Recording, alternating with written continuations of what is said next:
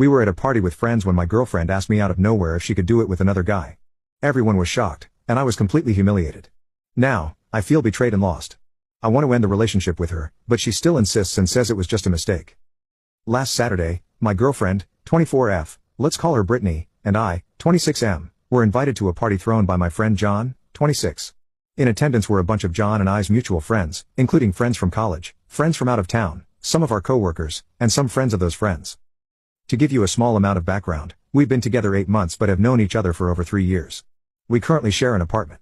We're in a completely exclusive relationship as far as I knew and had not discussed opening up the relationship to include others. I have no interest in an open relationship at all. We're at the party, and we proceed to do the things you do at a party. We drink fairly aggressively, but nothing outside the realm of what we've done before. We eat and tell stories. At about 11:30, I looked over and saw Brittany in the corner of the living room, where I was. She was talking to a female coworker of mine, Carol, and some guy I'd never seen before. Let's call him Adrian. I thought nothing of it, probably Carol's cousin or something. The night progresses normally, and around 1 a.m., we decide to move to the backyard. There were 7 of us, John, me, Carol, 2 college friends, and 2 co-workers. We decide to start sharing college and drinking stories. One of the co-workers is telling a story, and this is where it all gets screwy. Brittany walks up in the middle of the guy telling a story. She's holding Adrian's hand. Everyone sees this and looks back at me. I felt my face get hot. I don't know if it was embarrassment or anger. Then she asked me, "Babe, can I give this guy a blow?" I thought I was hallucinating. She even asks please, looking at me like a kid who wants to buy a new toy. He has a giant, grinning smile on his face, like he just won the lottery. I said, "No, Brittany." She turns, and I thought I could see a small look of disappointment on her face. The group got awkwardly quiet, so I got up to go find Brittany and take her home. Except I couldn't find her. I proceeded to have a small panic attack. I checked all the bedrooms but couldn't find her. I started thinking she had left with Adrian. As it turns out, she had gone a long way back to the backyard to look for me. At this point, I was so drained I decided to take us home in a taxi. I asked her what the hell had happened. Apparently, at about midnight or so, Adrian and Brittany started talking. They had a lot in common, according to Brittany. They began to joke about previous relationships they had. He used to have a girlfriend who would blow him at every party they went to, no matter how inappropriate it was. She could always do it. He made mention of how he wished she was here. That's when Brittany grabbed his hand and led him over to me. Apparently, it was all supposed to be a joke. I asked her if she would have gone through with it if I had said yes. She said no, but something about her response didn't quite sit right. Sunday morning, she left for the airport to spend a week with her family. We have not talked about it yet, so I guess I'm confused. On one hand, she could have just been joking, but I've never known her to joke like this before. She's usually more reserved. But what terrifies me more is if she was serious. I mean, we never had an explicit talk about exclusivity other than saying we are officially together. But I feel like exclusivity is implied. Or even worse, what happens if she just decides she wants to do it anyway? Update 1. I want to begin by saying that the reason I waited until she came back to town to talk to her about this incident was because I wanted to confront her about the joke and gauge her reaction in person. I can read her pretty well, so I figured I could tell if she was lying. While she was out of town, I decided to do some investigation on my own to figure out where she was during the time she was supposedly looking for me. I hadn't considered that she might have actually done it anyway, but some of your comments helped me out of complete denial. As it turns out, only 2 people at the party that I could get a hold of can tell me anything about where she was during that hour or so, based on a rough time scale. The first witness only saw her slip out the front door, presumably to go around back to find me, at approximately 10 minutes before I remember going to look for her. That doesn't give me any solid evidence, though, because the time scale was so rough, it could have been as much as 20 minutes. The second account says that she was inside the house, drinking by herself, until the approximate time witness number 1 saw her leave through the front door. Nothing conclusive at all. On Saturday afternoon, when she came home, before she had a chance to unpack, I told her that we needed to talk. She wasn't surprised. I sat down and, in detail, told her my recollection of how the night went, focusing away from the incident in question.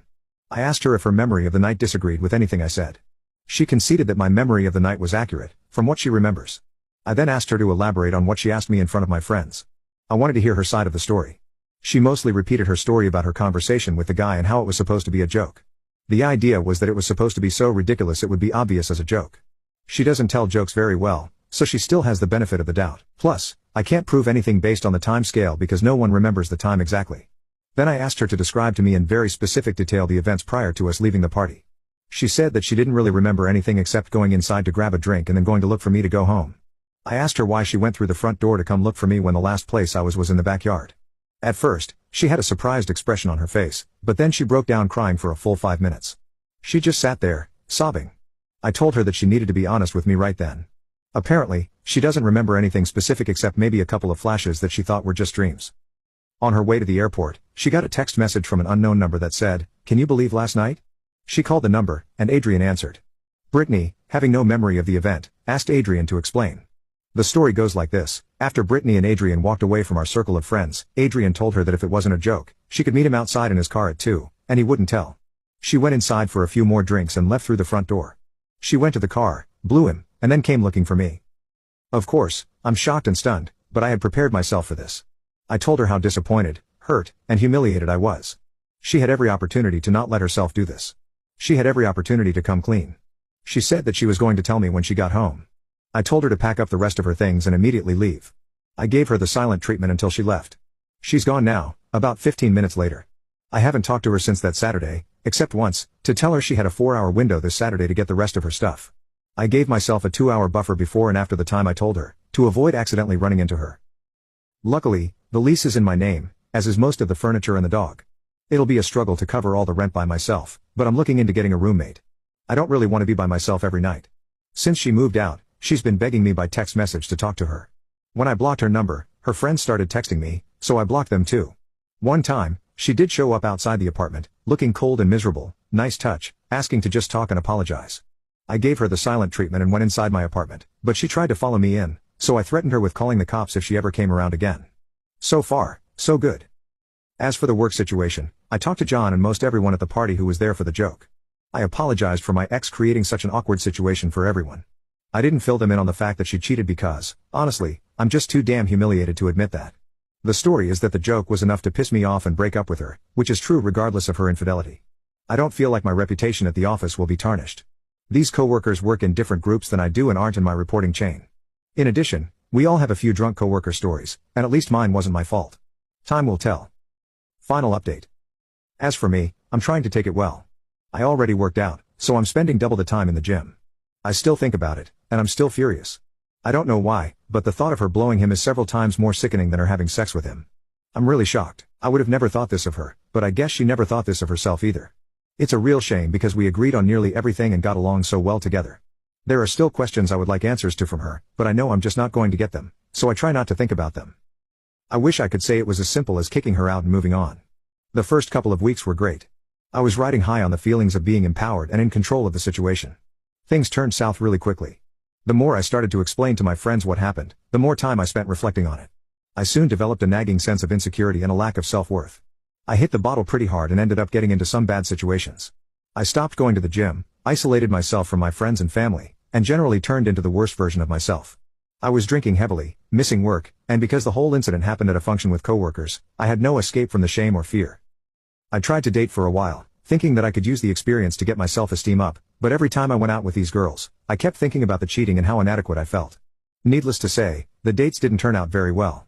I had to see Brittany a couple more times to get everything settled and move out of the apartment. Seeing her again absolutely killed me. I decided to start talking to a therapist 6 months ago and tried a new treatment for my depression. Things started to turn around for me. I feel better than ever. I feel stronger and more capable, and I've learned to take heart in the fact that what happened was never an indicator of my self-worth or my value as a human being. I'm still single, but for right now, I'm content in dating and patiently waiting for new things to come my way. I'm in line for a promotion at work, and I'm working on some professional certifications to stay productive. I moved out of our old place and moved to a much nicer part of town, where I have 3 young professional roommates who enjoy sports nearly as much as I do. The work situation is going well. I can tell some people still feel very awkward around me, and I can tell that they want to ask questions but don't. That's just fine. I try to remain as vague as possible while filling them in enough so that they don't feel awkward.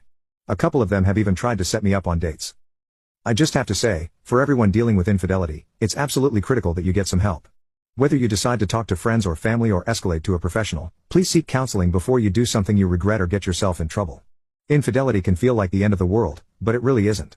Only you get to decide what you do with yourself. Please be strong. As for her, well, I don't know.